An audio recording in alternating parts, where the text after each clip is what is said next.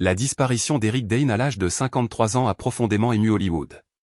Connu pour ses rôles marquants dans Grey's Anatomy et Euphoria, l'acteur a passé les derniers mois de sa vie à lutter contre la SLA, plus connue sous le nom de maladie de Charcot, une pathologie neurodégénérative redoutable qui prive progressivement le corps de sa mobilité et de son autonomie. Alors que son état de santé se dégradait rapidement, une personne aurait été à ses côtés avec une générosité exceptionnelle, son ami de longue date, Johnny Depp. Loin des projecteurs et des gros titres, Johnny Depp ne se serait pas contenté d'exprimer sa compassion par de simples mots. Il aurait offert à Eric Dane un soutien concret et profondément humain. Selon plusieurs sources, l'acteur aurait discrètement mis l'une de ses propriétés de Los Angeles à la disposition de son ami, lui permettant d'y vivre gratuitement durant les mois les plus difficiles de son combat contre la maladie. Un geste rare, révélateur d'une amitié sincère et d'un sens profond de la loyauté. Mais l'aide de Johnny Depp ne se serait pas arrêtée là.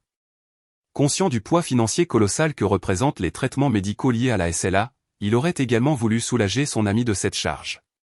Des proches d'Eric affirment que Depp lui aurait clairement fait comprendre qu'il ne voulait pas que l'argent devienne une source supplémentaire de stress.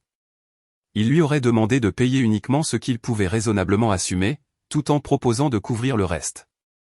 Selon certains témoignages, Johnny Depp aurait même été prêt à prendre en charge l'intégralité des frais médicaux afin de permettre à Eric de vivre ses dernières semaines avec davantage de sérénité.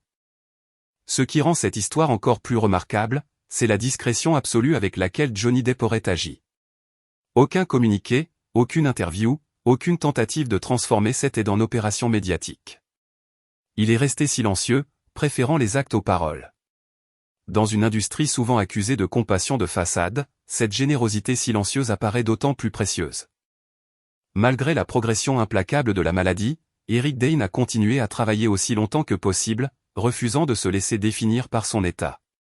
Même affaibli physiquement et contraint d'utiliser un fauteuil roulant, il est resté engagé dans son métier tout en sensibilisant le public à la SLA. Entouré de son épouse et de ses filles jusqu'à la fin, Eric Dane a quitté ce monde avec le soutien de ses proches.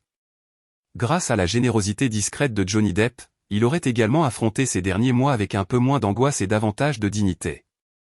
Car parfois, les plus grands gestes de bonté sont ceux qui se font dans le silence.